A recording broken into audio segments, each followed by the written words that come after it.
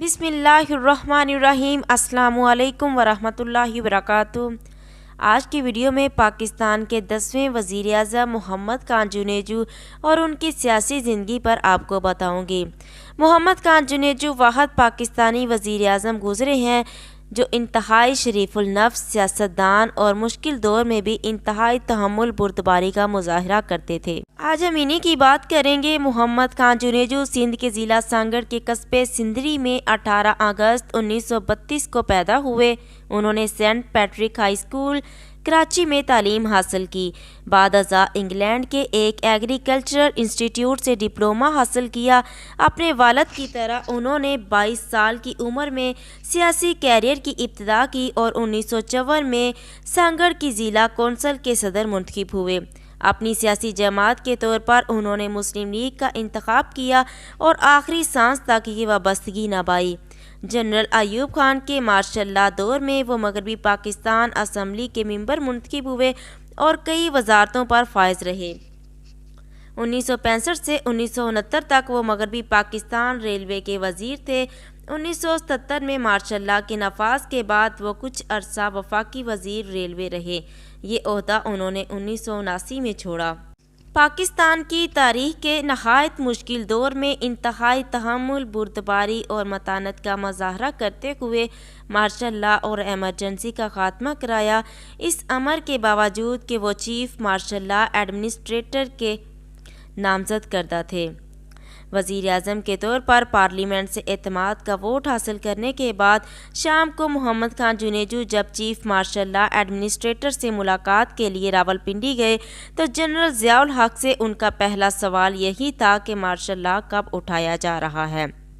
General Ziaul हक के दौर में 1985 में गैर जमाती इंतखाबात हुए जिनके नतीजे में मोहम्मद खान जुनेजू वज़ीर आज़म पाकिस्तान बने।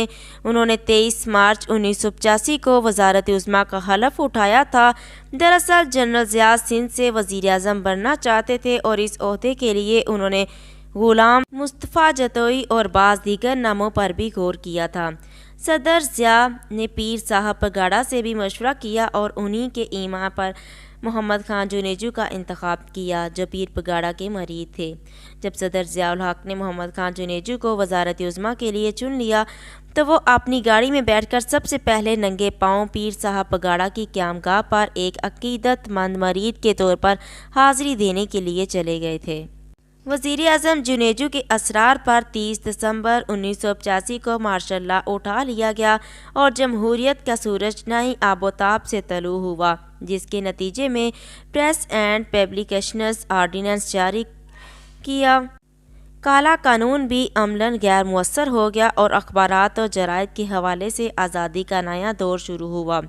अजहार राय की जो आज़ादी आज हमें मैसर है, ये मुख्तलिफ नामों से आयद की जाने वाली सेंसर के इस दौर में ख़ात्मे का तसलसल है, जिसका क्रेडिट बजा तौर पर इस वक्त के वज़ीर आज़म मोहम्मद खान जुनेजू को दिया जाता है। जनरल ज़िया ने गैर जमाती बुनियादों पर इलेक्शन करवाए, शोरा तश्कील दी, अपने आप को सदर मुंतखब करवाने के लिए रेफरेंडम का बेहतरीन ढोंग रचाया, अवाम को खुश करने के लिए नफाज शरीयत का नारा लगाया, मुल्की निज़ाम को जमहूरियत का रंग देने के लिए जनाब मोहम्मद खान जुनेजू को वज़ीर आज़म नामज़द किया। लेकिन जुनेजू साहब ने बहुत जल्द महसूस कर लिया कि पार्टी सिस्टम के बगैर हुकूमत सही तौर पर चलानी मुश्किल है। उन्होंने इस बात का ऐलान कर दिया कि वो बहुत जल्द खुद एक सियासी पार्टी कायम करेंगे और अपोजिशन को अपना किरदार अदा करने का मौका देंगे। चुनांचे सेनेट ने 7 जुलाई 1985 को इस गरज के लिए अपनी सिफारशात पेश की कि सियासी जमातों को बहाल किया जाए। इसी गरज के तहत कौमी असम्बली ने 29 अरकान पर मुश्तमिल एक कमेटी तश्कील दी ताकि वो सियासी जमातों की बहाली के लिए एक काबिल अमल मनसूबा पेश करे। इसी तरह सेनेट ने भी एक 13 रुकनी कमेटी बनाकर उसके ज़रिए एक मंसूबा बनाया। दोनों कमेटियों ने 2 अगस्त 1985 को अपनी अपनी रिपोर्टें पेश कर दी। उन रिपोर्टों को अगर इख्तिसार से पेश किया जाए तो वो इस बात की गुमाजी करती थी कि 1962 के पॉलिटिकल एक्ट की जगह एक नया कानून नाफज किया जाए जिसके तहत सियासी जमातों की बहाली और मार्शल लॉ के उठाने के लिए फौरी इंतजामात किए जाएँ। ان تمام سیاسی جماعتوں کو بھی رجسٹریشن کروانے کا موقع فراہم کیا جائے، البتہ ان سیاسی جماعتوں کو معطل کر دیا جائے جو اسلامی نظریہ حیات، ملکی سلامتی اور خود مختاری و وطن کی سلامتی کے خلاف کام کر رہی ہیں۔ جماعتوں کو جلسے جلوس کی اجازت دی جائے اور ریڈیو، ٹی وی اور اخبارات کے ذریعے اپنا ماضی الضمیر عوام کے سامنے رکھنے کی اجازت دی جائے۔ جس جماعت نے عام انتخابات میں 2% بھی ووٹ حاصل نہیں کیے، اس کی رجسٹریشن منسوخ کر دی جائے گی۔ نومبر 1985 میں سیاسی جماعتوں کو بحال کرنے کا بل قومی اسمبلی میں پیش کیا گیا۔ 9 دسمبر 1985 کو بعض گروپوں کی مخالفت کے باوجود اس بل کو قومی اسمبلی نے پاس کر دیا۔ 16 دسمبر کو سینٹ سے بھی اس کی توثیق ہو گئی اور صدر کے دستخطوں کے بعد یہ قانون نافذ کر دیا گیا۔ 10 نومبر 1985 کو جنرل ضیاء نے بالآخر اخباری نمائندوں سے گفتگو کرتے ہوئے وعدہ کر لیا کہ 1 جنوری 1986 سے مارشل لا اٹھا لیا جائے گا۔ چنانچہ اس ضمن میں جنرل صاحب نے 30 دسمبر 1985 کو پارلیمنٹ کے مشترکہ اجلاس سے خطاب کیا اور کہا، 5 جولائی 1977 کا فرمان جس کے تحت ملک میں مارشل لا نافذ کیا گیا تھا منسوخ قرار دیا جاتا ہے۔ مارشل لا کورٹس اور مارشل لا کے دفاتر بند کر دیے گئے ہیں۔ وزیر اعظم محمد خان جنیجو دراصل نہ صرف مارشل لا کا خاتمہ چاہتے تھے بلکہ ملک کو جمہوریت کی بنیادوں پر مستقل طور پر واپس لانا چاہتے تھے۔ قومی اور صوبائی اسمبلیوں کو غیر جماعتی بنیادوں پر منتخب ہونے کی بجائے سیاسی جماعتوں کی بحالی کے بعد جماعتی بنیادوں پر انتخابات کروانا چاہتے تھے، لیکن یہ تمام کارروائیاں جنرل ضیاء کے ذاتی خیالات سے متصادم تھیں۔ محمد خان جنیجو نے 5 نکاتی منصوبہ پیش کیا جن کی تفصیل میں 1 بائی 1 آپ کے سامنے پیش کروں گی۔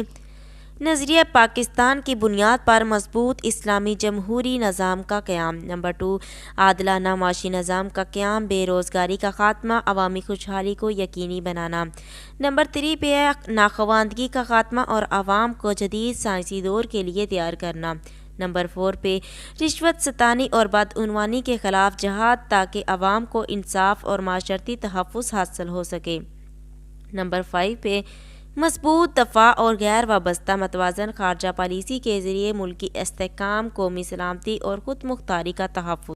صدر جنرل ضیاء الحق نے 29 مئی 1988 کو قومی اسمبلی اور پنجاب کی صوبائی اسمبلیوں کو توڑنے کے ساتھ ساتھ 8ویں ترمیم کو بروئے کار لاتے ہوئے مسٹر محمد خان جنیجو کو بھی وزارت عظمیٰ سے فارغ کر دیا تھا۔ چنانچہ صدر کے اس اقدام کو لاہور ہائی کورٹ میں چیلنج کر دیا گیا تھا جسے 27 ستمبر کو غیر قانونی قرار دے دیا گیا۔ اس فیصلے میں یہ بھی قرار دیا گیا کہ ان اسمبلیوں کو توڑنے کے حکم کو قانونی تحفظ نہیں دیا جا سکتا۔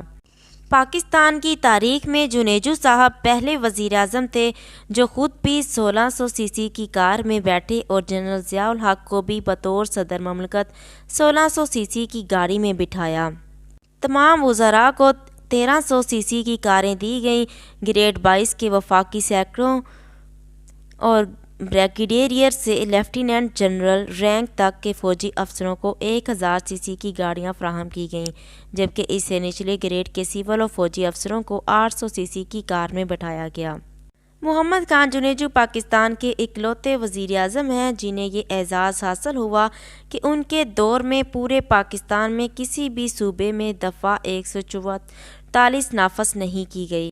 اگست 1988 میں سانحہ بہاولپور میں جنرل ضیاء الحق کے لقمہ اجل بن جانے کے بعد ہونے والے الیکشن میں محمد خان جنیجو کو پیپلز پارٹی کے امیدوار نے شکست دی۔ تاہم 1990 کے الیکشن میں وہ رکن قومی اسمبلی بنے۔ 1986 سے 1993 تک وہ مسلم لیگ کی صدارت کے عہدہ پر بھی فائز رہے۔ محمد خان جنیجو کا انتقال 17 مارچ 1993 کو امریکی ریاست بالٹیمور میں ہوا اور انہیں سندری میں سپرد خاک کیا گیا۔ محمد خان جنیجو قدامت پسند مسلمان تھے۔ انہوں نے اپنی اہلیہ کو زندگی بھر گاؤں کے گھر تک محدود رکھا۔ وہ غیر ملکی دوروں پر بھی خاتون اول کے بجائے اپنی صاحبزادی کو ساتھ لے جایا کرتے تھے۔ جنیجو صاحب کے 5 بچے تھے۔ مخالفین بھی اس بات سے انکار نہیں کر سکتے کہ محمد خان جنیجو سادگی پسند اور کفایت شعار لیڈر تھے۔ محمد خان جنیجو مسلم لیگ سے تعلق رکھتے تھے۔ वो 24 मार्च 1986 से लेकर 29 मई 1988 तक वज़ीर-ए-आज़म के तौर पर अपनी खिदमत सरअंजाम देते रहे। उनकी वज़ारत-ए-उज़्मा की मुद्दत 3 साल 2 महीने 5 दिनों पर मुहित है। मैं उम्मीद करती हूँ आज की वीडियो आपको पसंद आई होगी। मेरे चैनल को सब्सक्राइब एंड लाइक कर दीजिए। जज़ाकल्लाह खैर।